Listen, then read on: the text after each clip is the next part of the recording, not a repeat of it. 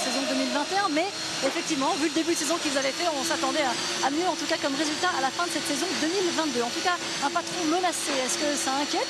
Est-ce que ça embête leur pilote? On a posé la question à Carlos Sainz. Comment on them. Personally, I feel like as a team we've been extremely united, even in a very tough season like it's been this one. We've showed nothing but support to each other and unity, and there's one race left, and this is what we want to keep doing. And you know, we still have an important weekend ahead of us, so having to be here commenting on rumors and commenting on things that are not funded, you know, is worthless. Mercedes s'en sort bien parce qu'en fait il y a beaucoup de tensions et chez Ferrari et dans l'équipe Red Bull. Et oui, encore l'équipe Red Bull parce que après leur pire résultat de la saison, 6e et 7e à Sao Paulo, il y a eu un petit moment qui a un peu ébranlé l'équipe entre les deux pilotes, Max Verstappen et Sergio Perez. Le classement, vous voyez, qui s'affiche ici, ils sont à égalité de points. Voilà aussi pourquoi il y a la tension, parce qu'il y a ce titre à défendre, bien sûr. Max Verstappen qui va s'élancer dans sa monoplace, on rappelle, il ne roulait pas ce matin. Sacré Max. C'est le premier tour de roue ici à Abu Dhabi. Ils se sont écharpés, ça fait ressortir de vieux dossiers, Franck, notamment parce qu'en piste, la semaine dernière, Max Verstappen n'a pas voulu jouer le jeu de son équipier. Exactement, c'est-à-dire qu'il y a eu des consignes qui ont été passées, mais Max ne les a pas respectées. Et là, c'était la raison, c'est en tous les cas, on suppose que c'est à cause de ça. Rappelez-vous, Red Bull était à Monaco. Sergio Perez ici est venu endommager la voiture exprès, ce qui a beaucoup contrarié Max Verstappen. Enfin, c'est de la guerre de bac à sable tout ça pour l'instant. Julien Febvreau, Jacques Villeneuve, les vieux dossiers ressortis du placard. La discorde en question, c'est donc ce que l'on vient de voir à Monaco, mais on s'y intéresse en se plongeant dans le cockpit du Mexicain.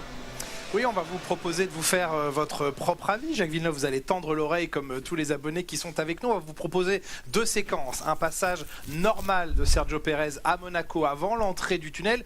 Concentré, tendez l'oreille, montez le volume, comme on vous le dit le dimanche, sur la phase de réaccélération à la sortie de ce virage à droite qui amène jusqu'au tunnel. On va voir, voilà, la première séquence maintenant de Sergio Perez. C'est sur un tour classique. Rien ne va se passer d'anormal. Et écoutez.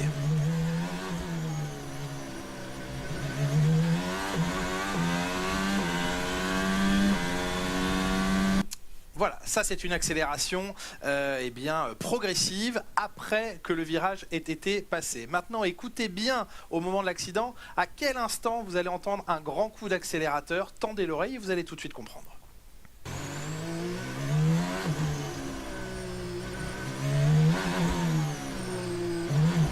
Bah ouais, on l'entend, hein. Il met un petit coup d'accel avant de prendre le virage.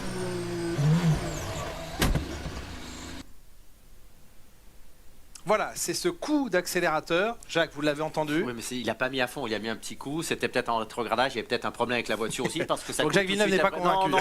Non, parce qu'en plus, la première image, est-ce que c'était en vieux pneus très usés, donc ils mettent moins de gaz? Il faut comparer ce qui est comparable. On est en Q3. Est-ce qu'on monte à chaque fois les tours? Donc il y a plein de choses qu'on ne peut pas savoir. Ouais, Villeneuve, franchement, il est de mauvaise foi. Il est de mauvaise foi. En semant le doute, parce qu'après, ça devient réalité et tout le monde croit, oui, il s'est vraiment passé ça alors qu'on n'a aucune preuve. Il a mis un petit coup de gaz, il n'a pas mis à fond d'un coup et ça a tout de suite bloqué derrière. Donc vraiment, est-ce qu'il y a eu un problème avec la voiture ou pas? C'est difficile à dire. Mais là, il a été tapé le rail. Et normalement, ça veut dire changer la boîte de vitesse et partir dernier. Donc pourquoi est-ce qu'il aurait fait ça et prendre autant de risques? Il savait qu'il y avait un énorme risque. Et nous-mêmes, allemands, je m'en souviens, on pensait qu'il allait devoir effectuer des changements sur la voiture et partir dernier. Donc je ne plongerai pas dans l'accusation avec pas plus de preuves. Voilà. L'avocat de Sergio Perez a parlé. Sergio Perez, écoutez-le. Nothing about it. It's just, important. That's what we spoke. Rien à dire, déclare Perez. Rien à déclarer. I know there's been a lot of noise out there with the media and speculations and so on, but I have no intention to get into it, and I just want to focus on this weekend. Je pense qu'il a fait exprès. Il y avait un brief très sérieux dans l'équipe Red Bull là, pour arriver ce week-end et dire non mais tout va bien, pourquoi? C'est important en tous les cas, c'est clair. Enfin, quand on voit ces images-là, il s'est passé ou quelque chose ou clairement il l'a fait intentionnellement. Mais ça serait pas anormal qu'il l'ait fait intentionnellement parce qu'il y a beaucoup, et quand je vous dis beaucoup, c'est beaucoup de pilotes qui font ces choses-là à Monaco, qui mettent la voiture en difficulté, qui vont taper les ailerons avant, qui vont se mettre dans le rail. Nico Rosberg l'a fait, Michael Schumacher l'a fait, Perez pour moi l'a fait aussi. Donc c'est un jeu souvent auquel on joue dans ces moments-là et il faut faire attention parce que ça peut être dangereux comme l'a dit Jacques. Il y a un petit enjeu aussi pour l'équipe Red Bull, ça pourrait être la toute première fois qu'il réalise le doublé au championnat du monde. Malgré ce qu'on pourrait croire, ça n'est jamais arrivé. Laurent Dupin, on vient vous voir parce que loin de cette polémique, il y a eu des informations qui sont tombées hier dans le paddock. On a officialisé le licenciement de Mick Schumacher et l'arrivée d'un nouveau titulaire de 35 ans. Et qui a le même passeport que lui, un passeport allemand, c'est Nico Hülkenberg, l'éternel revenant. Ça fait déjà 3 ans qu'il avait plus de volant à temps plein depuis son départ de chez Renault, mais il avait fait des piges, 3 courses pour Racing Point en 2020 puisque Perez Pisserol avait eu le Covid, et puis 2 en début d'année à la place de Sébastien Vettel dans la Aston Martin. Et donc Nico Hülkenberg à 35 ans va faire son retour en Formule 1 à temps plein aux côtés de Kevin Magnussen. Il a un triste record, Hülkenberg, 181 Grand Prix sans podium. Jamais personne a attendu autant ou a eu une telle période d'insuccès. C'est pas forcément avec la Haas qui va réussir à décrocher des podiums à la régulière l'année prochaine, mais en tout cas il revient avec beaucoup d'envie. Il ne s'est pas encore exprimé au micro, il a toujours la chemise Aston Martin, mais on a demandé bien sûr à son futur patron Günther Steiner et son futur équipier Kevin Magnussen quel était leur avis sur ce recrutement. It's not that he doesn't convince him he didn't do something. I think there is a better way to bring the team forward quicker, you know, and that is a driver with experience and which has done it, what we need to do. It was not a failing of Mick, it was just experience in doing this. And what Nico has, he has done it for various teams in the midfield and took them always up. And we thought that's the better option than Mick. This has nothing to do, and Mick is younger, so he hasn't got that experience like Nico had, which did it before. So that is why we changed. Cet accent qu'il a, c'est chaud. Super capable F1 driver, and now obviously he's very experienced. He's had a couple of years out now, and became a father, got married, all those things. I can really relate to that, and it's hopefully going to be a great experience for him to come back with refreshed energy. And Haas is in a good place at the moment for him to really restart his career. De bonnes énergies, pas comme ouais, ça. Hülkenberg, je sais pas si c'est un bon choix. En tout cas, c'est une nouvelle pas surprenante parce que Nico Hülkenberg est resté malgré tout. Salut à toi, Sébastien. Il a resté une marche. L'an passé, en 2020 également. Donc, oui, il y a une mouche qui vous embête. Mais donc, c'est un pilote d'expérience qui va faire du bien finalement. Changement de stratégie pour l'équipe d'avoir aujourd'hui 2 pilotes expérimentés. Ouais, ça va faire du bien parce qu'ils vont enfin avoir des sponsors. Ils vont enfin avoir des sous. Ils sont pas derniers au championnat, donc ça va aller mieux. Ils vont prendre un petit peu d'argent par rapport au championnat du monde. Ils ont des nouveaux sponsors. Donc, ça va leur permettre de développer. À ce moment-là, il faut un pilote d'expérience, donc ils ont raison de prendre Nico Hülkenberg. D'un autre côté, je trouve toujours un petit peu dommage comme ça de remettre des anciens pilotes qui ont 35 ans dans le game alors qu'on a des jeunes pilotes pour aller vite. Voilà, c'est un point de vue, écoutez, que Jacques partage. On va vous écouter d'ailleurs peut-être à ce sujet, messieurs. En tout cas, la deuxième séance d'essai libre. Alors je dis qu'il marche, mais il rame quand même. Oula. Oh, le stream qui lâche, évidemment. Ça fait plaisir. Oh là là, insupportable.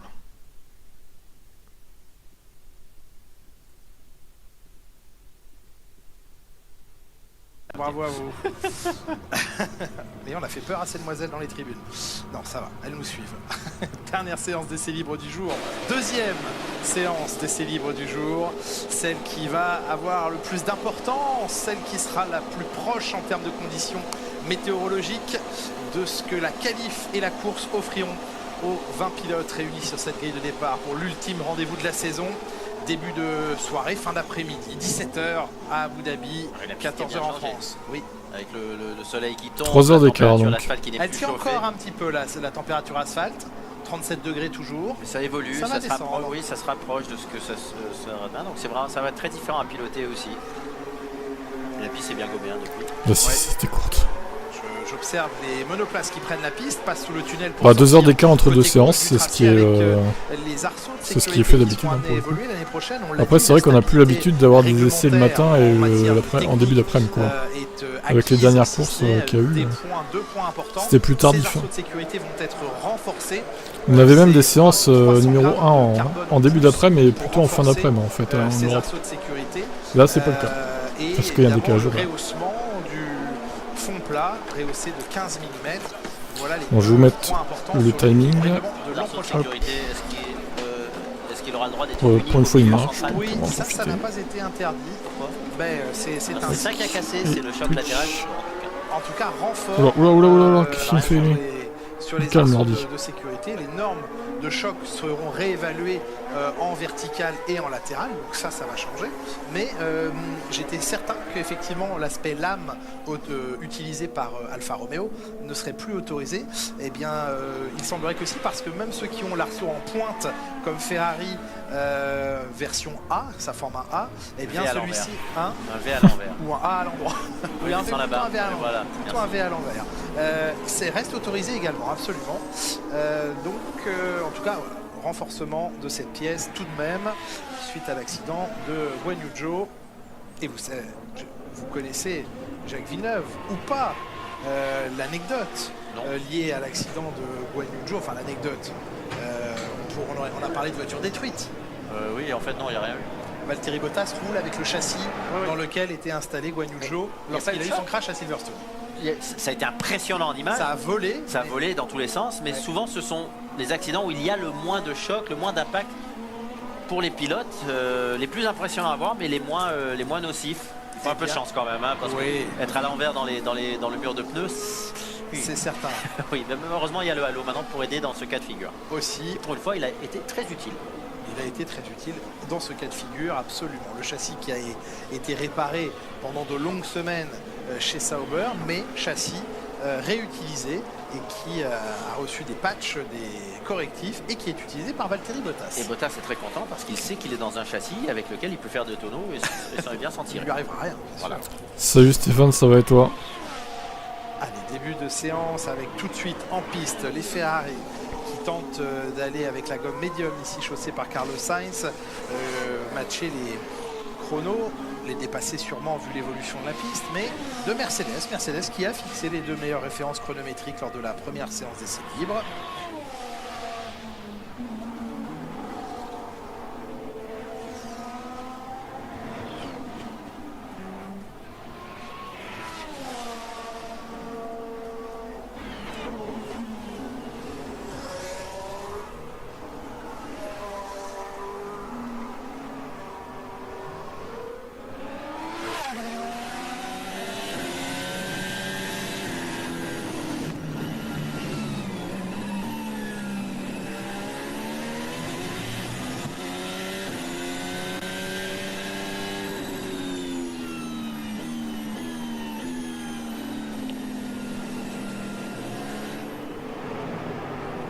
Carlos Sainz senior soutenir son fiston.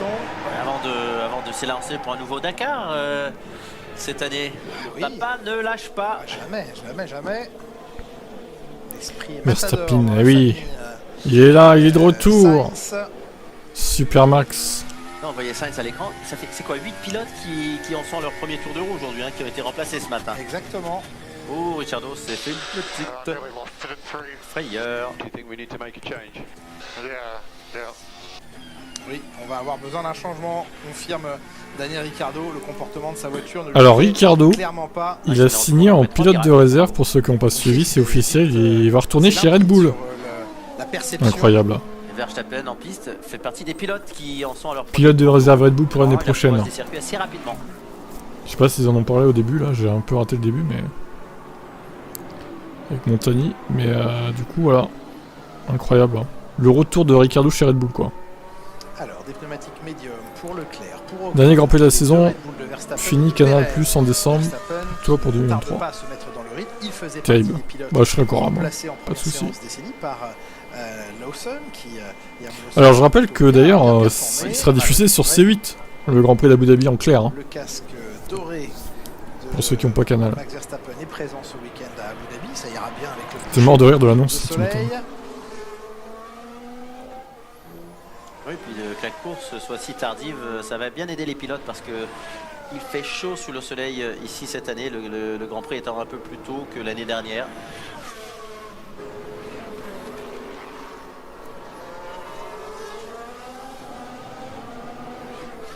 Russell sur un remat assez proche de. Oh, il y a du trafic assez proche de Leclerc, mais ce matin les deux Mercedes étaient vraiment très compétitives.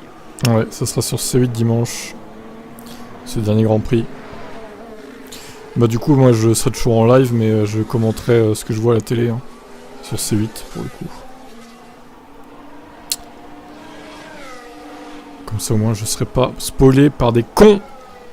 Ah, le nouveau N'est-ce virage pas, de l'année monsieur dernière. Cadet? Il y avait une chicane avant. Il est pas là, je sais, mais C'est bon. même mieux maintenant. Hein. Ça fait 2 courses qu'il nous spoil là, il fait chier. Hein. Prise de vitesse, même s'il referme légèrement sur la Insupportable. la fin, Hein. pour ensuite venir contourner cette marina, passer sous l'hôtel. Il avait besoin d'être amélioré ce circuit parce que Oui. c'est vraiment un tracé raté.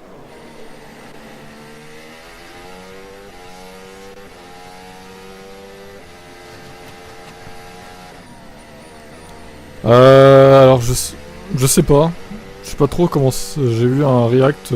George Russell, Comment ils appellent ça, une vainqueur en watch Grand party, Prix, je crois. troisième temps à 8/10. J'ai pas potassé ça plus que ça, je sais pas ce qu'ils vont faire exactement. Laborieuse. Et des petits soucis. Au moins il clairement, pourra sur la rouler voiture à de Vegas. Hamilton. En tout cas, on a passé du temps à réinstaller les Ouais, parties enfin, aéro-capomoteur notamment. Oui et sur non, la parce que voiture, il est pilote de réserve, il est pas pilote titulaire quoi. Sur C8 il y aura des coupures pub, oui, certes. Il y aura plein, il y en aura... Ça dure pas très longtemps, ça doit durer 2-3 minutes, pas plus, il doit y en avoir 2-3 pendant la course. Ça fait ouais 7-8 minutes de pub, ce qui est pas 8-9 on va dire. Ce qui est pas non plus sur 1h40, ça va, c'est pas non plus... De toute façon j'aurai le stream hein, en parallèle de toute façon, donc il y a beaucoup de travaux sur la voiture, ce qui pouvait engendrer je prévois ça évidemment. Mais c'est bien sur la suspension arrière qu'on est en train d'intervenir. Lewis toujours pas sorti. Merci Franck pour ces précisions. Il refuse de prendre la piste, il boycotte jusqu'à ce qu'on lui rende son titre, Lewis. Dernier week-end chez McLaren. Il refuse de sortir. Peut-être aussi son dernier week-end en Formule 1 puisse avoir un minimum de plaisir au volant de cette monoplace. Il dit rendez-moi le titre et je ne sortirai pas avant que les clés, on rende le les titre. réglages pour pouvoir se lâcher.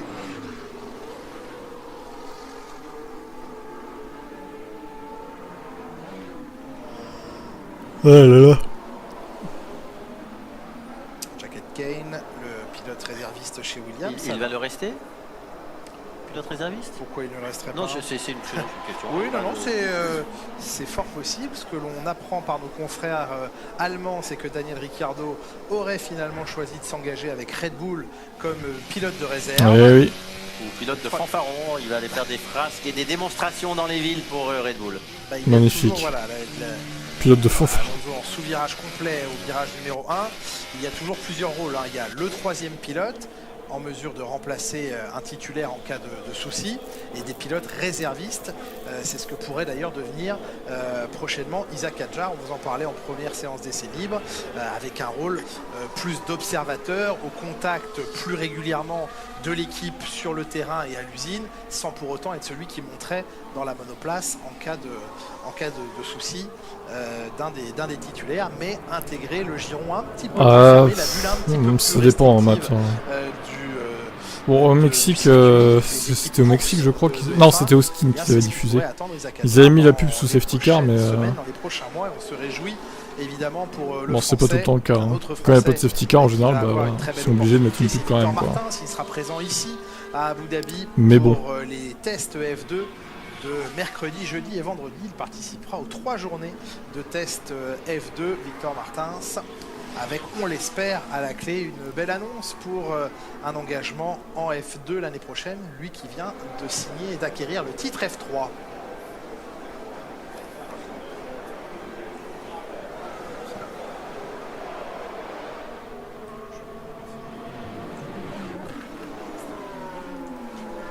Tu veux revoir Max et Daniel sur un Grand Prix car Perez malade? Ah, peut-être, hein. Peut-être que ça arrivera. Ah, tiens, Verstappen qui a la caméra dans le casque. Je me demande si c'est pas une première fois cette saison qu'on voit le Néerlandais avec cette caméra.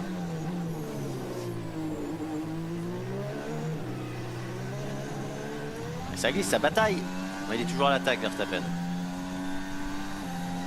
C'est nul les vendredis comme ça, ouais. Bon, après, c'est nul qu'il n'y ait plus en séance d'essai de toute façon.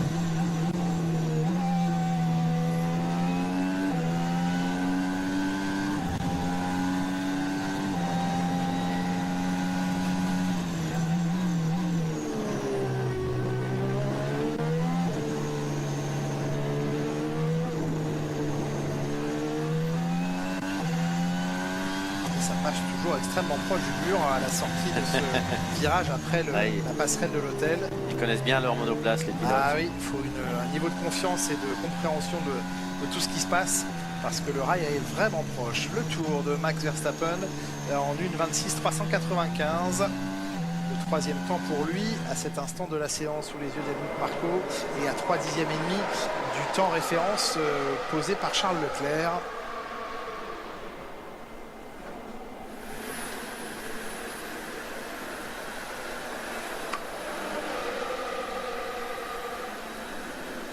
Beaucoup de casques spectaculaires pour la fin de cette saison, soit des casques hommages, soit des casques qui brilleront sous les lumières artificielles du circuit ce week-end.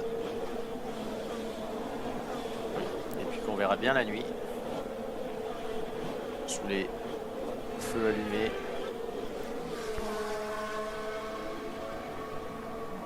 Daniel avec une Red Bull, j'aimerais bien voir. Bah pareil, j'aimerais bien voir s'il est au niveau de Verstappen ou pas, ce que j'en doute. Mais bon. Tour pour lui. Faudrait voir. Préparation. Ça pourrait nous permettre de voir s'il est fini ou pas, quoi. Il faut profiter des derniers tours de Vettel, bah oui, carrément. Carrément, Sébastien Vettel, lui, c'est sûr qu'il va pas signer. Qui que ce soit. Profitons aussi des derniers tours de Gotifi. Le GOAT. Un panaché de stratégie lié évidemment à ce qui s'était passé en fin de course et l'intervention de la voiture de sécurité suite au crash de Nicolas Latifi entre un seul et 2 arrêts. Est-ce qu'on va pouvoir compter sur Latifi? Alors Mick Schumacher, du coup, vu que Ricciardo intéressant. part chez Red Bull, je me demande s'il va pas signer en pilote de réserve chez Mercedes. Moi je dirais qu'au final ça va se faire comme ça. Rallier la ligne d'arrivée.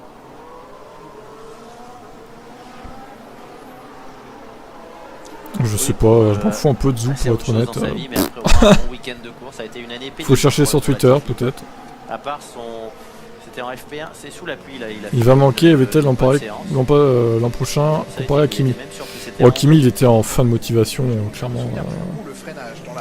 Oh là là, la Haas qui gêne Lewis Hamilton. C'est Kevin Magnussen. Kevin, casse-toi! Lewis Hamilton va gentiment sermonner en disant. Ah, il lui met un signe de la main.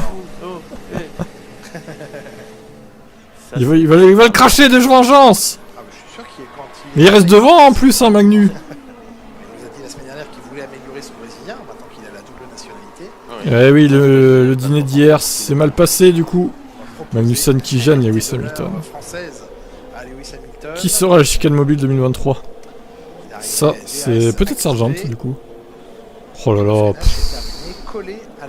Mais décidément, Magnussen il casse les couilles, hein, vraiment. Il a fait le percuter, hein, ouais. Je sais pas ce qu'il a foutu. Magnussen là. Regardez Lewis Hamilton, pas content! Lewis, pas content là! Casse-toi, il dit. Ils vont se battre les deux pilotes. Oh attention Lewis, il y a une Ferrari qui arrive derrière ton cul. Oh là là, ils vont tous se gêner, ils vont trouver le moyen de se gêner alors que le tour fait quand même 1:26 quoi. Allô. Enfin bon, avant il était plus long, hein. Abu Dhabi, clairement ils ont perdu... avec le nouveau tracé, ils ont perdu 10 secondes à peu près je crois. Sur le ton aussi un petit peu taquin qui peut être le sien, que Vettel reviendra. Vous pensez qu'il reviendra Jacques? Parce qu'en 2021, le tracé, il avait le nouveau tracé, il avait utilisé ou pas? Ou c'était toujours ancien, je m'en rappelle plus. De pôle d'intérêt. Une 30, une 22 la pôle. Ah ouais non, c'était le nouveau aussi. Une 22, putain, c'était rapide quand même. Très différent d'Alonso avec l'âge. Il a dit NTM, c'est ça. Il n'y a qu'Alonso qui semble. Oui, à la table, il n'y avait pas Hamilton ni Verstappen, on l'a pas vu. Oui, la déception de temps en temps, la frustration, mais. Ah, ça se trouve, ils ont peut-être pas tous été au dîner. En tout cas, j'ai vu la note, c'est l'équivalent de 160 000 euros quoi, en euros. C'est l'horreur. En même temps, c'était un resto de luxe aussi dans lequel ils sont allés. Le clou dans le premier secteur, 17,5.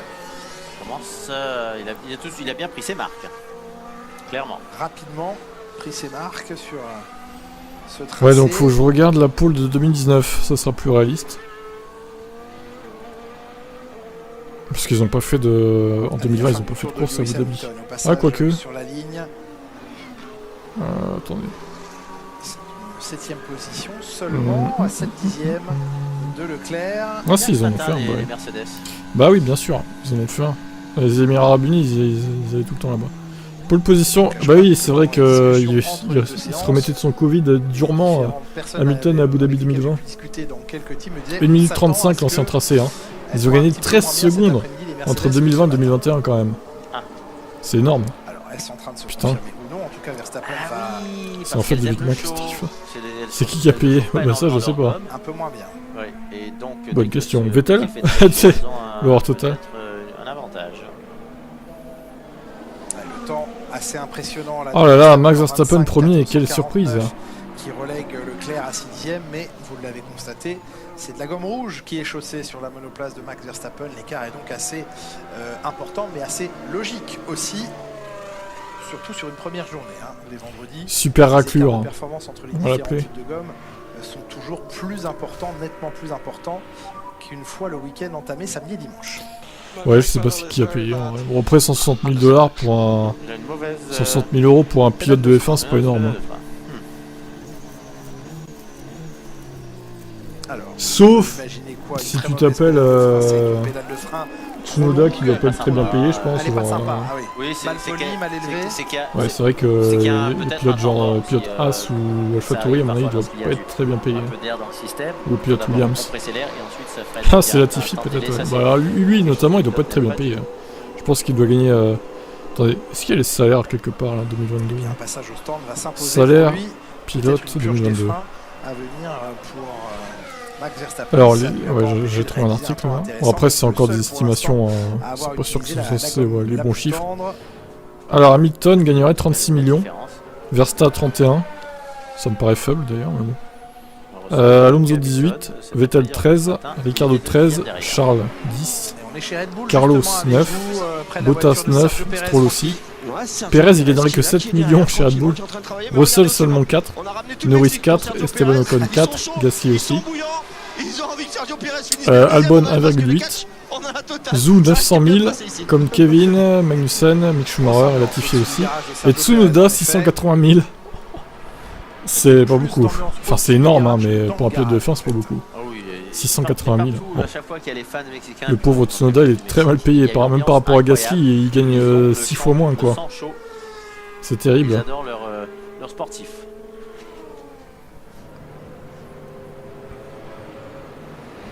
Oui donc c'est peut-être Tsunoda qui a payé. Hein. Ça lui ferait un quart de son salaire du coup.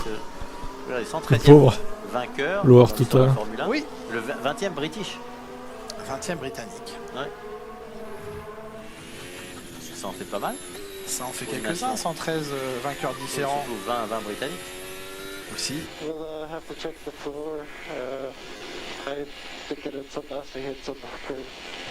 Okay, understood.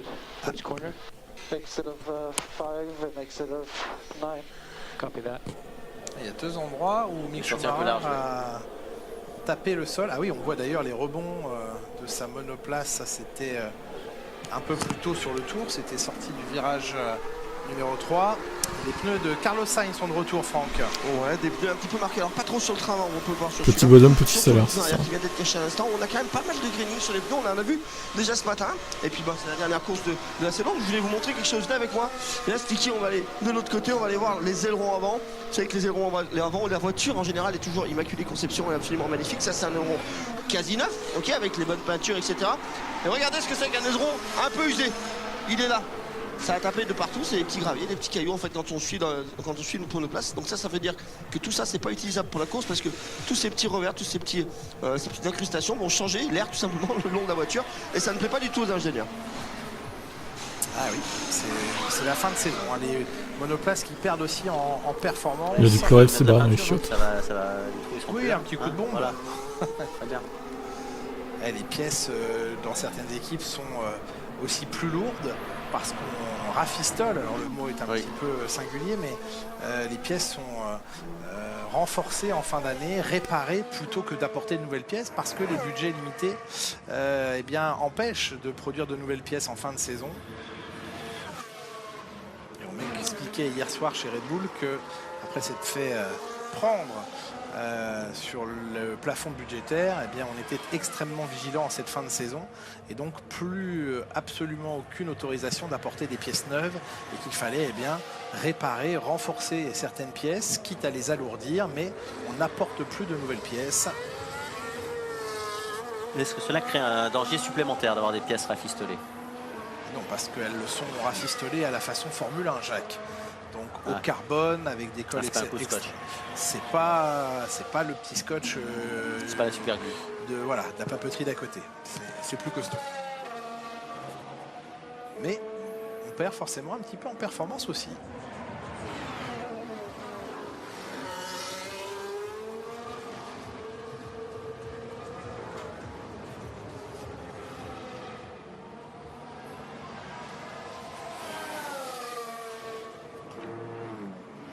Qui enchaîne, qui va travailler. C'est quoi toutes tes emojis? Comment tu les as, toi? La traction, c'est ce qu'il va falloir soigner sur les pneumatiques ici. Ce n'est pas un circuit en soi très difficile sur les pneumatiques. C'est un revêtement qui n'est pas abrasif, qui n'est pas agressif avec le pneumatique. C'est la raison pour laquelle Pirelli peut se permettre d'apporter ici. Putain, mais lui, Esteban Gutiérrez, il sert vraiment à rien chez Mercedes. Pourquoi il le garde, lui? Les accélérations, les reprises d'axel. Ce mec est inutile, quoi. Principalement les pneumatiques arrière.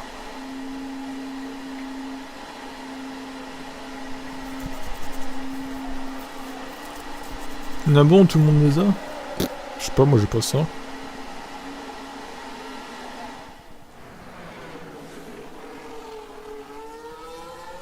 Bah là ça veut même plus s'ouvrir. Non mais Twitch, sérieux.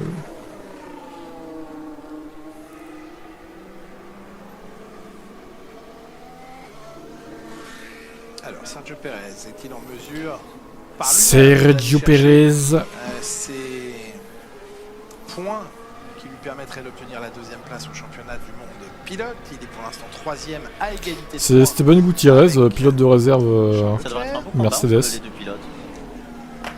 qui notamment avait fait de la F1 dans le passé. Ou le copier des autres. Ou le coéquipier des autres, c'est ce qu'a promis Max Verstappen. Max Verstappen a dit bon, j'ai pas voulu rendre la place au Brésil, mais je veux bien l'aider à Abu Dhabi. Ouais, donc il y a eu une belle discussion interne. Le retour au stand de Lewis Hamilton avec vous, Franck. Ouais, le King Lewis qui est là de nouveau avec des pneus médiums. On va le laisser rentrer tranquillement dans son stand. On va juste regarder vite fait les pneus arrière. Qui eux sont pas, il n'y a pas trop de graining en tout cas, il n'y a pas de graining sur cela, donc plutôt propre pour l'instant pour la Mercedes. Et puis du côté de George Russell, regardez, on est en train de travailler sur la suspension avant, vous savez ces cales de carrossage qui sont si importantes aux yeux du pilote, elles sont un petit peu modifiées, si elles sont faites un petit peu différemment, avec des clés totalement spéciales pour pouvoir accéder à ces endroits là, vous n'aurez jamais ça chez vous, parce que c'est des clés qui sont fabriquées pour la Formule 1, des outils en tous les cas qui sont fabriqués pour la Formule 1, et on va travailler un petit peu sur le carrossage pour donner un petit peu plus ou un petit peu moins de train avant sur cette voiture. Merci Franck pour ce point depuis le garage Mercedes. Alors vous savez Franck que l'on vous voit dans la voie des stands de notre cabine où on est. Vous voulez qu'on vous le prouve? Regardez, vous êtes sur Canal Plus en direct. Bonjour les amis, ça vous ne l'avez pas encore fait. Et alors là, bon, on est en cabine de commentaires. Vous êtes là-haut. Mais... Alors on est plus à droite, voilà. Venez, vous êtes dans la bonne. Traverser. Bon bah voilà, on l'a jamais fait en direct sur. Alors malheureusement on me dit que ça n'a pas fonctionné. Est-ce qu'on va réussir à raccrocher la liaison ou pas? Si ça fonctionne en régie, vous faire canal de la cabine de commentaires. on va le refaire. Mais Franck, évidemment, on vous guette et on vous suit sur la voie des stands comme toujours avec autant de plaisir.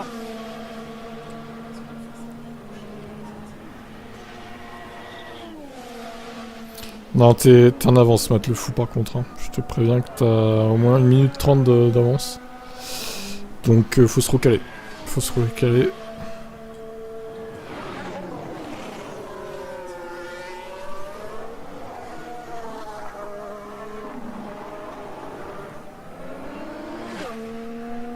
Pérez sur un tour où il améliore ses 2 premiers secteurs. Peut-être la possibilité pour lui d'aller chercher la 3e place. La deuxième devant place. Leclerc. Eh oui, pour 2 dixièmes. Il est devant Charles Leclerc. Le combat est déjà en place. Le combat est en place sur de la gomme tendre pour les Red Bull, de la gomme médium encore pour Leclerc. Ouais, Pérez a une demi-seconde de son coéquipier. Donc de toute façon, il n'est pas dans le rythme.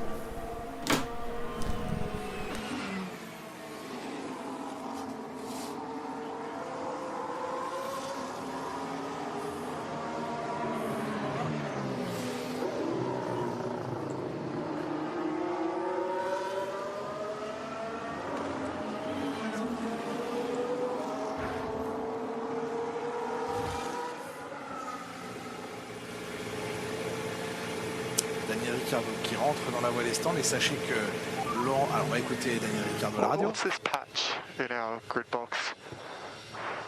Yeah, there's a slippery patch.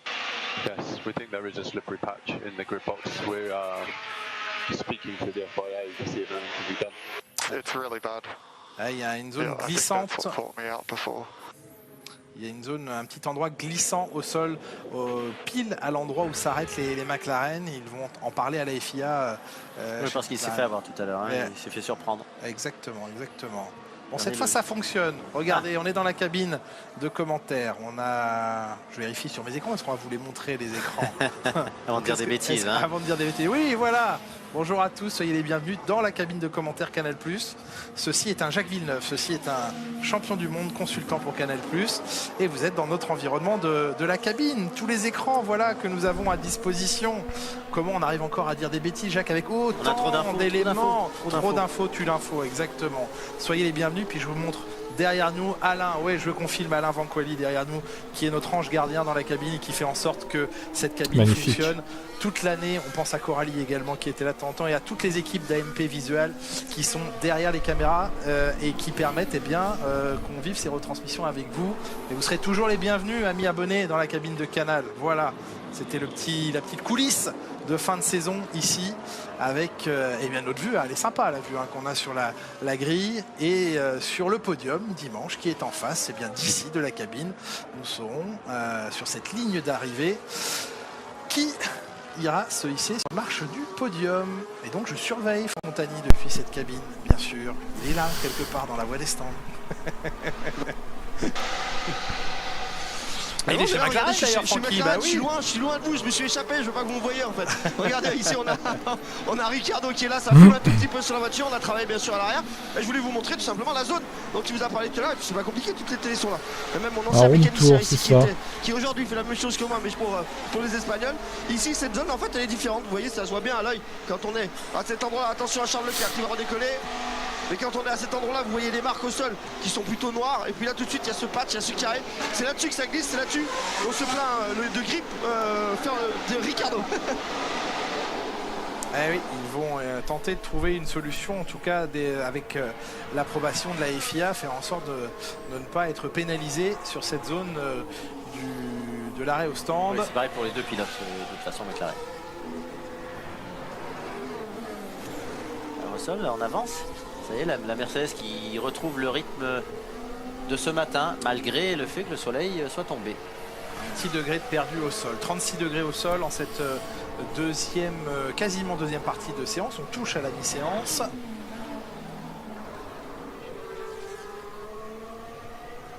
Et Vettel dans son Grand Prix d'adieu. Eh oui.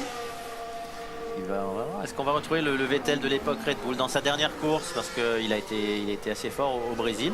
Il a une dernière partie de saison intéressante. Bonne, alors il y a cet arrêt qui a coûté cher à Aston Martin sur le Grand Prix des États-Unis à Austin, mais le rythme il est là depuis un certain temps. Depuis qu'il a décidé de prendre sa retraite, il est peut-être un peu libéré et il pilote mieux, il pilote à nouveau comme à ses meilleures heures. Le seul Grand Prix qui pourrait lui manquer, a-t-il dit, c'est Suzuka. Il aimerait qu'on lui offre une pige à Suzuka. C'est pas le plus facile pour y venir une fois par an parce que c'est en plus le Grand Prix le plus physique de la saison. Le nombre de victoires, regardez le palmarès. Le plus physique, je suis pas sûr. 103 victoires pour Lewis Hamilton. Pour moi, c'est Singapour. 91, Michael Schumacher. 53 victoires. Sébastien Vettel, 51 pour la légende Alain Prost. 41 pour Ayrton Senna. Que des noms légendaire sur cette frise chouchou est 17ème. Historique. Et cette combinaison aussi Alonso est 19, c'est pas 17. La tête de Baby Schumi, ces années de karting, des années où il rencontrait déjà son idole Michael Schumacher, qu'il regardait avec des yeux d'enfant, qu'il l'a inspiré évidemment, puis conseillé. Un vrai passionné Vettel. Oui. Lorsqu'il parle de voitures de course, même de voitures vintage, il a toujours une vraie culture. Il est très passionné, il connaît tout ce qu'il s'est passé par le passé. Une vraie culture de son sport, de l'automobile également. Sa bataille là, les coups de volant en entrée, en sortie, le train arrière qui a peut-être déjà un peu surchauffé. Et dommage pour lui, c'était juste après avoir pris le record du premier secteur. Ouais, Russell, la V13 n'a pas l'air très stable quand même. Mercedes.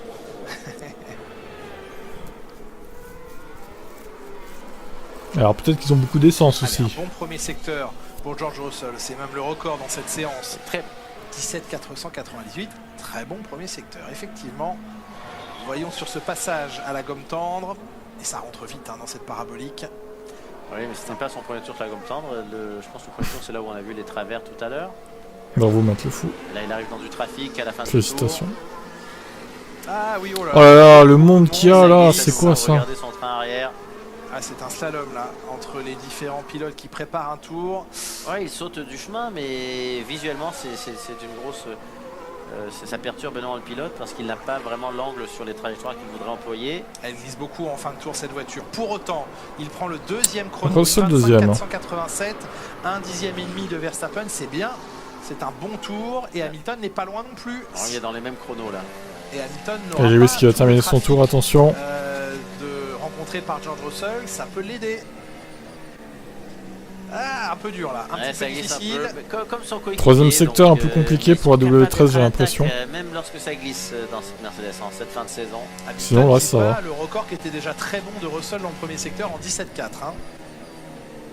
Ça se joue au centième là, entre les deux pilotes. Mercedes. Ah, la fin du tour. Oh, dernier secteur pourri pour plus Hamilton. Compliqué en tout cas. Certes, il améliore son temps, mais lui, il échoue à une demi-seconde de Verstappen. Il a perdu beaucoup de temps dans le dernier secteur. Mais on a vu chez Russell, ça glissait énormément et il a continué à attaquer, alors que Hamilton, dès qu'il a vu que ça glissait, il a levé un peu le pied pour tenter de préserver sa gomme. Il avait fait de gros gains sur les deux premiers secteurs, 4 dixièmes de gagné dans chacun des deux premiers secteurs. Par contre, près de 2 dixièmes perdus dans le dernier. Ah oui, il a slalomé. Ouais, là c'est difficile pour les pilotes.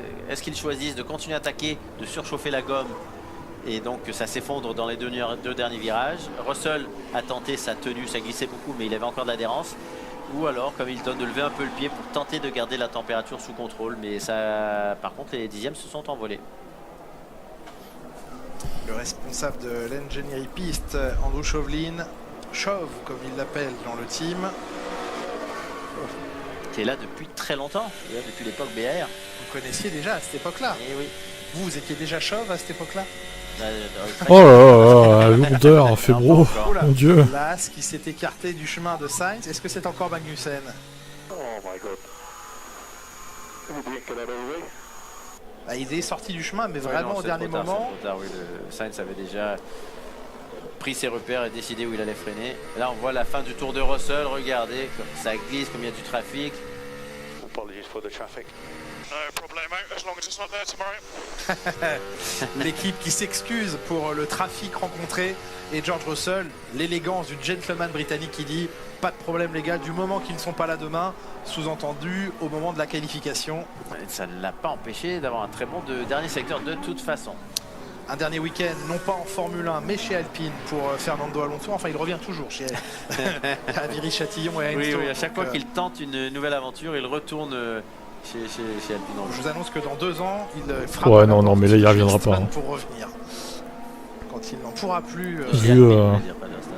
Oui, pardon. Quand il n'en pourra plus. Commencer à clasher. Il reviendra frapper à la porte. Aston Martin. Oui, absolument. Bien, bravo.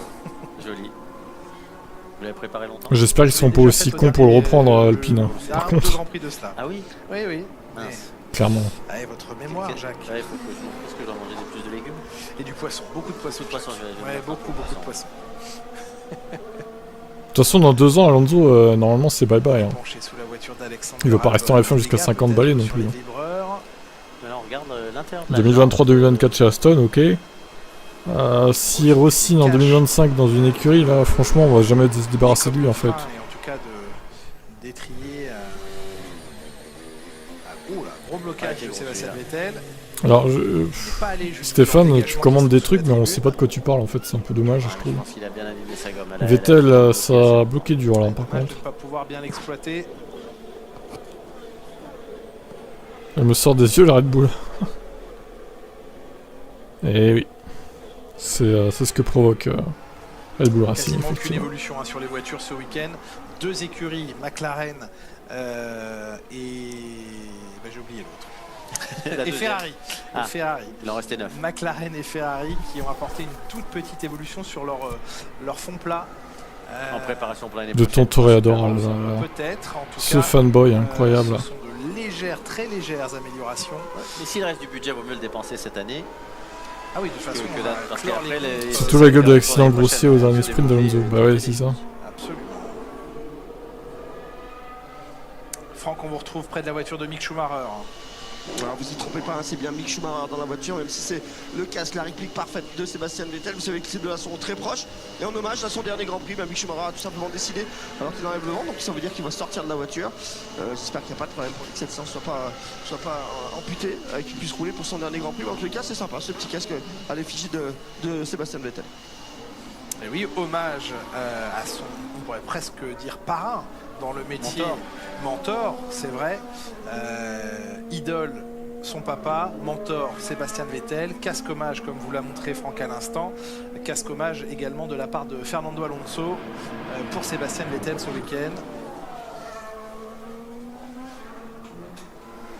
Alonso qui a toujours aimé aussi effectuer des échanges de casques. Ah oui, il en a encore effectué un ce week-end. Ils en échangent beaucoup, les pilotes.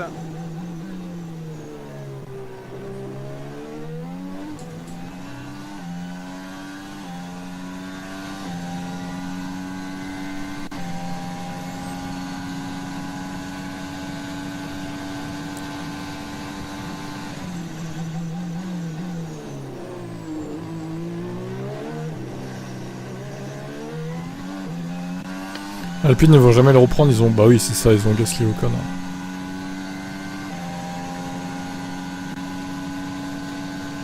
Ça serait débile qu'ils le reprennent, quoi.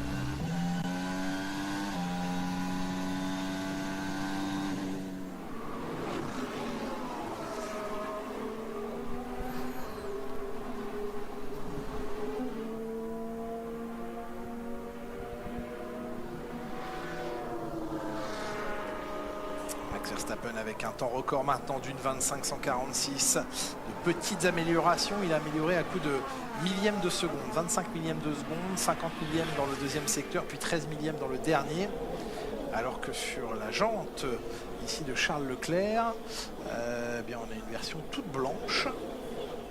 Le seul casque ne changera pas Alonso, c'est celui d'Hamilton. Vous voyez que ce sont des intermédiaires qui ont été installés sur la voiture au moment où il s'est arrêté, mais avec des jantes couleur blanche.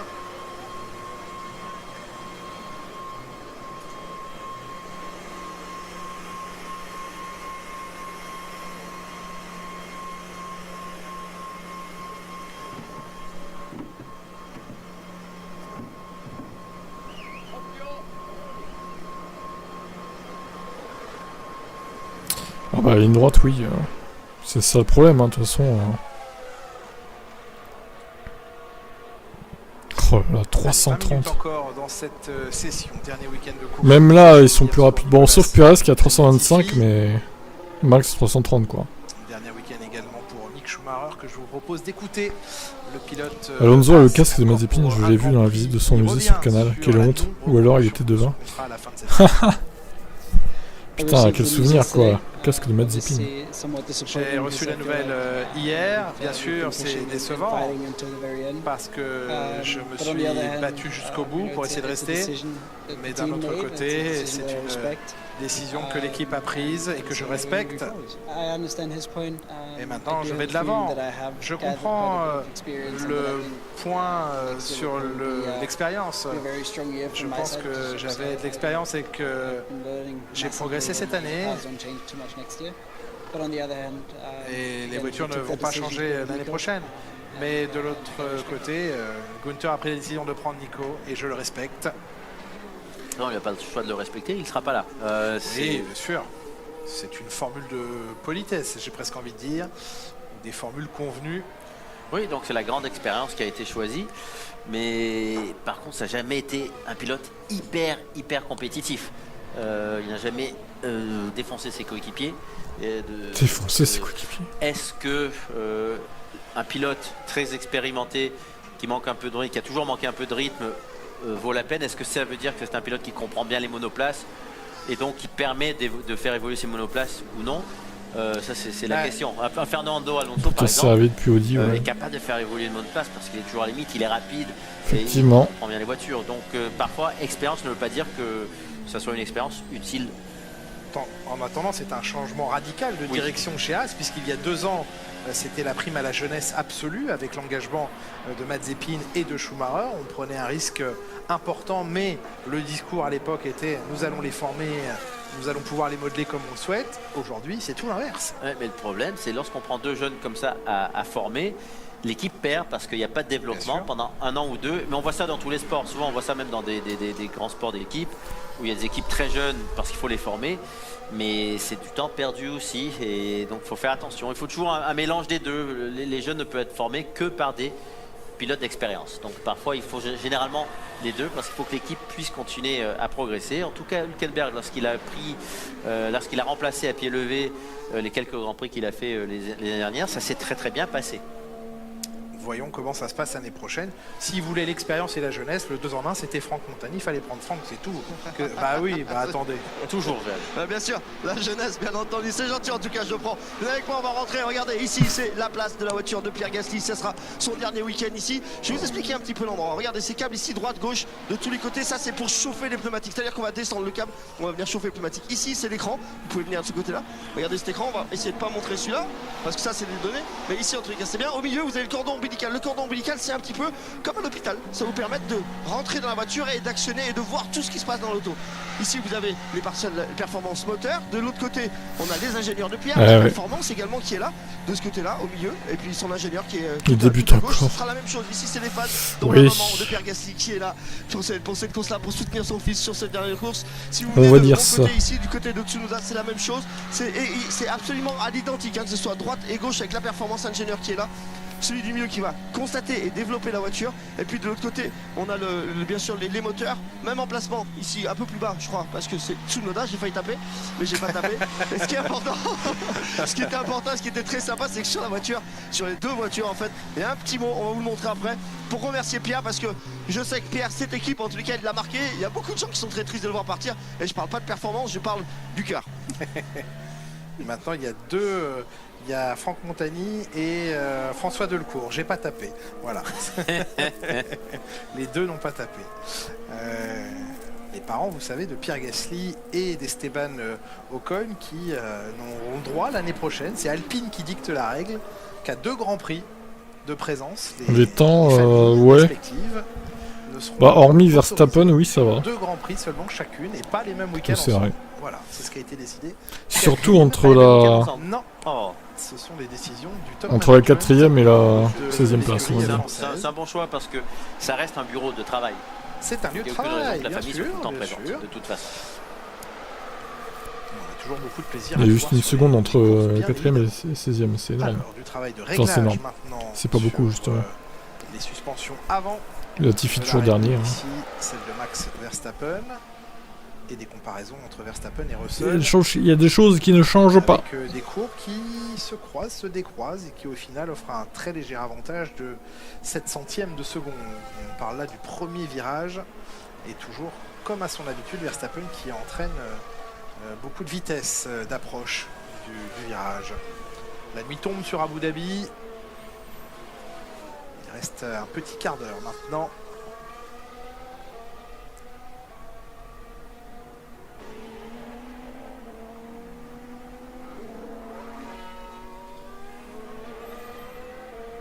Et on retrouve finalement une hiérarchie dans ce dernier quart d'heure assez proche et finalement fidèle à ce que cette fin de saison nous propose en termes de performance. C'est mieux pour Verstappen que... il plafonne là en bout de ligne droite, bout de ligne droite sur la récupération d'énergie, puisque vous avez une Red Bull en tête, voiture est en référence pour l'instant en 25-1. et les Mercedes qui se sont rapprochés des Ferrari au point de les dépasser en performance pure.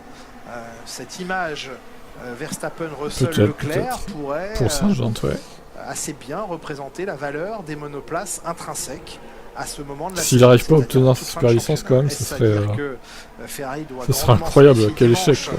D'un éventuel travail collectif. Mais ça se trouve il va se surprendre dans un crash, je crois, ça pourrait. Chercher les 19 points qui séparent Mercedes de la deuxième place peut-être.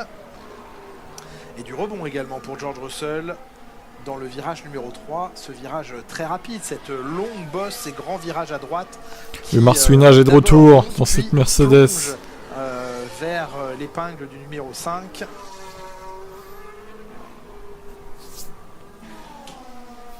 Terrible.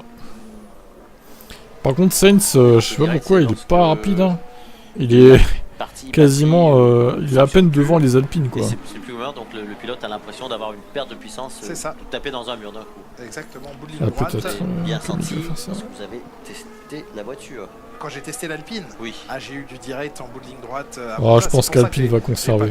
Trop direct, hein, vous êtes plein je serais très étonné que McLaren arrive à marquer autant de points, c'est pas possible. Franchement, c'est pas possible. 19 points, c'est énorme. Alors Charles Leclerc, lui, n'a pas de direct au bout de la ligne droite, mais il a un freinage un petit peu... Il n'a pas eu de bloqué. Il a pris la trajectoire d'Hamilton l'année dernière, vous vous souvenez Oh, bon là, je me souviens de chaque virage de ce dernier Grand Prix de la saison l'an dernier. Ici... Vous savez, j'ai mangé du poisson depuis tout à l'heure, je m'en suis souvenu là. Oui, la technique du poisson, c'est pas mal aussi. Oh là là, mais des fois...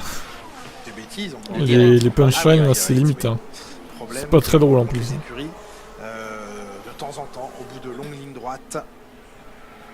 Oui, parce qu'il faut que la batterie puisse, en mode course, qu'elle soit utilisable à chaque tour, tour après tour. Donc, elle ne peut pas être utilisée à 100% du tour. Et puis aussi, après, il y a problème de chauffe, il y a plein d'autres soucis. Donc, en tour qualif, par contre, il n'y a pas de direct, puisque toute la puissance batterie est utilisée en un tour, pas en version course. Et on est en cette fin de session, de séance sur du travail de course. Oui, compréhension de gomme, travail de course, horaire similaire à ce qu'il y aura en course. N'oubliez pas demain, rendez-vous à partir de 11h10 heure française pour la dernière séance d'essais libres sur Canal Plus Sport. Les qualifications de ce Grand Prix d'Abu Dhabi, 14h40.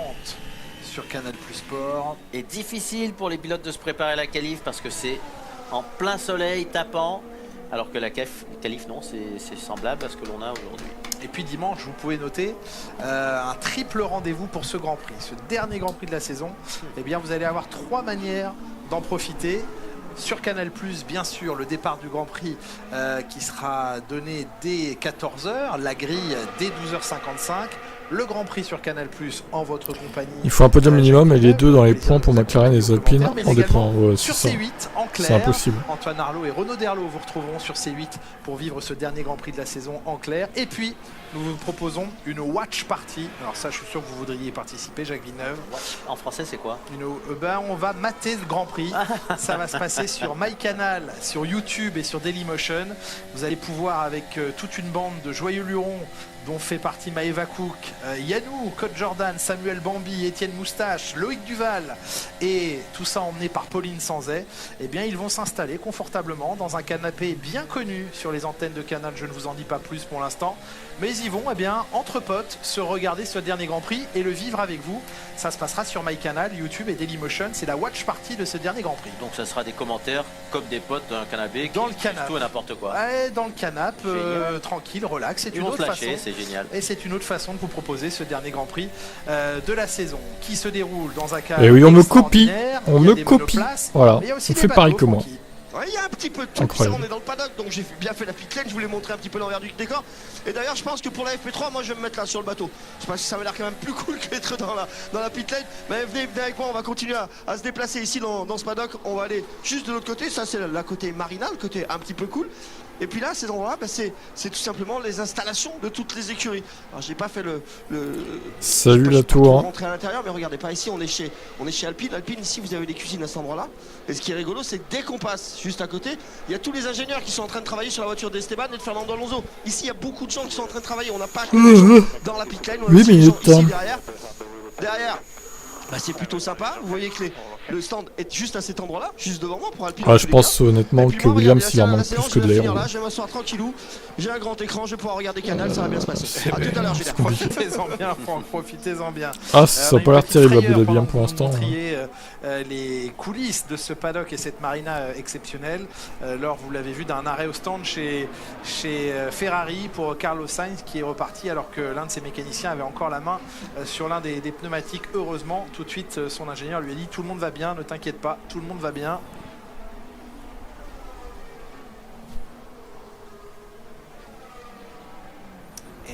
Qui va prendre sa place à Latifi l'année prochaine? Bah ça.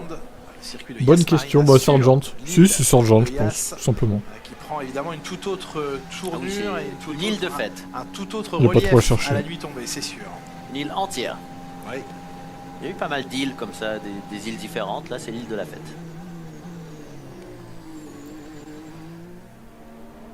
Il faudra un bon choix de visière également. On le voit à travers la caméra dans le casque de Max Verstappen. D'éventuels reflets qui peuvent être gênants. Oui, les pilotes ont plus tendance à mettre des visières foncées la nuit que la journée. Parce que les feux, parfois, ou les phares sont très puissants. Imaginez une coupure électrique là, d'un coup. Ça, c'est le scénario Hitchcockien que vous nous proposez. Tout est arrivé, tout.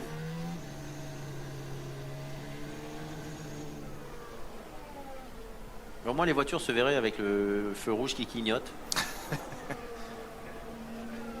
Je pense qu'on leur annoncerait un drapeau rouge très rapidement. Qu'est-ce que vous feriez? Vous pileriez sur les freins ou vous essayeriez de deviner où se trouve la piste? Vous voulez que je vous dise? Oui. C'est la dernière de la saison, donc on se raconte des petites anecdotes. Oui. Ça m'est arrivé sur une course de karting. Qu'il y ait une coupure de courant, qu'on soit dans le noir. Et eh ben, j'ai gagné un nombre de places incalculable. Et vous voyez quelque chose ou... Eh ben, je devinais. Ah, bah, mais j'ai refusé de lâcher. Très bien, bravo. J'ai refusé de perdre, de lâcher. Vous avez un sixième sens. Oui, probablement. Ou un goût du risque très prononcé. Mais ou de la victoire, l'envie de gagner. L'envie de gagner, ça c'est sûr. Ça c'est sûr. Ah là, dans un cas de figure comme celui-ci... la prudence serait de mise et tout le monde s'arrêterait. Ouais, mais non, je pense qu'il pourrait voir la piste en suivant du haut des yeux les gradins. Les bateaux Non, les gradins, parce que les gens avec leur téléphone, ça fait des petites lumières dans les gradins, donc là peut-être qu'ils verraient la piste. Oui, Jacques, ça ne devrait pas arriver, hein. L'île est autonome en électricité, à ses propres générateurs. T'annonces la poule de Lewis demain? Bon, je pense pas, m'étonnerait. On va dire c'est pas très bien parti en tout cas. Rien n'est jamais impossible, vous venez de le dire, Jacques, mais la probabilité est faible. Verstappen pourrait-il faire virer Perez? Bah si, pour mettre Ricardo qui a signé chez Red Bull en tant que pilote de réserve. On verra pas du coup si c'est dans le noir. Pourquoi pas? C'est à moins de lui mettre la pression à Perez aussi. Hein.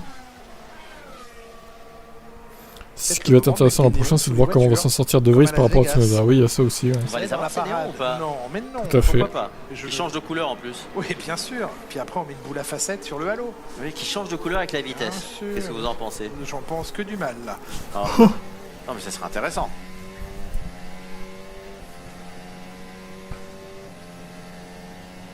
Oh là, DRS pour Lewis.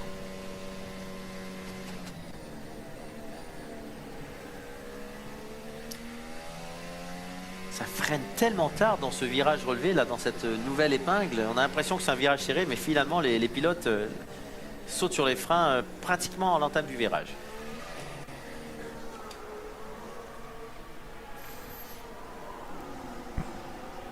Là aussi, hein, tellement proche du rail à droite. Oh, il reste quelques millimètres. Ouais, il prend peu de marge là sur des tours pourtant en mode course. Ouais, bien. Je pense que De Vries est meilleur que Tsunoda, effectivement. Il faudra aller vite pardon, en course aussi. Mais pour l'instant, par rapport à son chrono, il est à 5 secondes, 4 secondes et demie de ce qu'il avait fait en gomme neuve. Oui. En gomme médium, c'est des chronos assez rapides. Mais cette année, depuis... Attendons Leclerc. coming down slow. You compared to the other guys, yes or no? Our pace is not great at the moment. C'est la politique. Je vous laisse traduire. Oui, Jacques. alors est-ce qu'on est lent là? J'ai pas l'impression d'être vite. Et donc là, au lieu de dire oui, on est lent, il dit on n'est pas si rapide que ça. Ça sonne un peu plus positif, non? C'est l'euphémisme. Ah, oui. Voilà. Au lieu de dire non, on est vraiment à l'arrêt. On est garé. Non, ce n'est pas si compétitif que ça. Et juste avant ça, j'allais dire, donc là, je me suis trompé, c'est que par rapport aux années précédentes, le rythme course, comparatif course-qualification avec ces nouvelles monoplaces et ces gommes 18 pouces est plus rapproché. On a eu des grands prix par le passé à 8 secondes d'écart. Maintenant, on se retrouve à 5, c'est acceptable. Les pilotes qui peuvent se permettre d'être un peu plus à l'attaque en mode course et de moins prêter attention à la surchauffe de la gomme.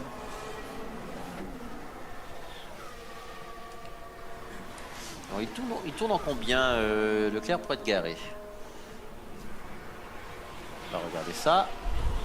Ah oui, il est à 2 secondes. Il était à 2 secondes des autres pilotes en mode course, donc il y a quelque chose qui ne fonctionne vraiment pas. 1 seconde et demie, 2 secondes. C'est donc garé, ouais. C'est confirmé. Pratiquement en marche arrière.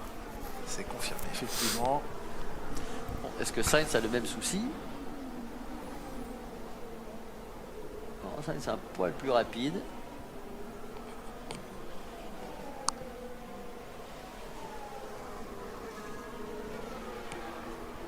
Sainz l'a bloqué derrière Bottas. De toute façon, c'est important aussi que les pilotes puissent faire quelques tours collés à d'autres monoplaces parce qu'en course, normalement, ils auront rarement le champ complètement libre. C'est important de savoir comment la voiture évolue aussi dans le trafic. Ça fait partie du travail de préparation. Puisque là, entre aujourd'hui et demain, ils ont encore le droit de toucher au réglage de la monoplace jusqu'aux qualifications. Ce qui a piégé un petit peu, voire complètement Red Bull au dernier week-end. C'était à l'ouest avec les réglages à monoplace. Un sous-virage incroyable, visible. Et ça, on le sait, Verstappen ne supporte pas. D'ailleurs, il n'avait pas de rythme. Et c'est la première fois cette saison. Oui. Fred Vasseur, qui a l'air un peu contrarié sur sa passerelle. Oui, il dit, je suis assis sur le mauvais banc, là. Pourquoi je ne suis pas chez Ferrari? Attendez, tout le monde en a parlé. Chaque chose en son temps. Ça, c'était trop large. Oh, largement trop large. Largement trop large. Et je pensais qu'il s'était arrêté. Non. Ah oui, Xarto, tout à fait. Très bon souvenir. Avec cette bonne petit circuitage en fin de session, il reste un peu plus d'1 minute.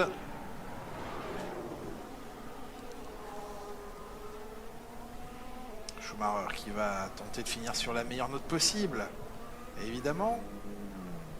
Même si le cœur doit être assez gros ce week-end. Et là, ce sont 2 membres. La VMAX, non, elle n'est pas meilleure. C'est Verstappen qui est meilleur. C'est presque un membre de la famille, Schumacher. Il est considéré comme tel. Alors, oui, tu veux parler du début de saison? Oui, par rapport à il y a quelques courses, c'est vrai que c'est amélioré la VMAX. Effectivement. Mais il manque encore un peu. Il manque encore un peu. Ces fameuses cartes. Alors, est-ce qu'ils ont bridé le moteur pour les essais aussi? Peut-être. Jusqu'à quel moment elles peuvent. Pour avoir demain au qualif.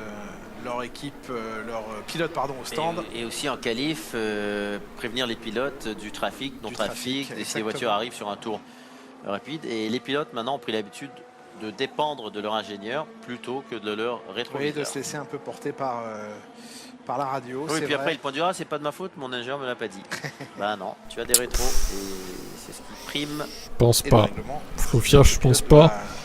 Alpine, bof. J'ai l'impression qu'il y a un potentiel, mais est-ce que le budget va suivre? Sachant qu'ils font partie de ceux qui sont pas jusqu'au budget maximum là. Je pense qu'il va manquer un petit peu. Hein. C'est une nuance un petit peu. À mon avis, ils joueront les places d'honneur comme ils font là. Quoi. Ils vont peut-être se rapprocher un peu, mais ça sera pas suffisant pour jouer avec les 3 autres écuries. C'est mon avis.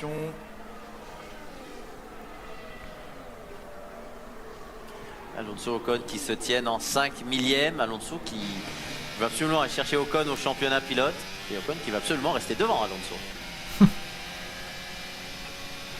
Pas mal. J'avais pas vu qu'il avait mis le casque Mais Vettel. oui, lui aussi, il a un casque hommage, Fernando Alonso. Et ils sont combien à avoir le casque hommage? Il y a au moins 2, puisque Mick Vettel Schumacher, et Schumacher et voilà, et Vettel, lui, il a le sien, tout court. Il se rend hommage. Il se rend hommage à lui-même. Esteban Ocon, 8ème du championnat avec 5 points. Ouais, il y a ça aussi, leurs fournisseurs moteurs. Alonso, avec, ils sont trop dépendants de ça, ouais. eh bien, un avantage. Bah, sur le papier, oui, t'as raison, je pense, mais. Esteban Ocon sur l'Espagnol. Je sais pas. Je pense qu'il va manquer un truc. Devant son coéquipier, le français. Beaucoup de problèmes mécaniques pour Alonso. Des soucis de fiabilité, il en a connu aussi. Surtout en début de saison. Mais bon, effectivement, on voit qu'ils se rapprochent un petit peu depuis le début de saison. C'est pareil, ils ont bien évolué aussi, Alpine. Il passe, non, à droite? Oui, on dirait. Ou c'est que de l'image? C'est le petit flap extérieur de l'aileron avant. C'est le petit flap, ouais. Le meilleur tour réalisé plus tôt dans cette session à la nuit tombante par Verstappen. La voiture collée au sol. Ça glisse, pardon. On part toujours trop tôt. Bah, Drogovic, il a fait je sais pas combien de saisons en F2 en même temps. Sortie de virage ça aide à gagner. Un petit peu plus difficile avec un train arrière. Ça aide clairement à gagner. Comme toujours avec Verstappen, il veut un train avant très incisif. Et loin devant Perez, donc il n'aura pas besoin d'aider Perez. non, ça c'est sûr. Ça doit être la 3ème qu'il fait, je crois. Ni le besoin. 1:25, 146, c'est la référence chronométrique ce soir. Court, mais on regarde quand même. Le temps référence en FP2 de nuit était Lewis Hamilton en 1:23, 691. Non, je sais pas, Sargent, j'ai pas suivi la F2. C'est moins rapide cette année, mais il fait plus chaud. Alors, Drogovic, c'était sa 3ème saison. Ouais, c'est ça. Il a fait 9ème, 8ème et champion. Pressé d'aller effectuer sa procédure. Ouais, mais c'est aussi la chose de donc gomme. voilà, voilà pourquoi il a gagné. Parce que bon, au bout de 3 saisons, si tu gagnes pas la F2, t'es nul. Hein. Et donc c'est pour ça qu'il... je crois pas qu'il soit pressé de s'y rendre. Oh, si, sûrement. Oui, on a compris, Johan. Tu viens de le dire. Choisir quel côté de la grille. Côté droit, ce seront les chiffres. Eh bien, de toute façon, moi je vais arrêter là parce que c'est fini, tout simplement. Etc. Donc, côté gauche de la piste, les chiffres pairs.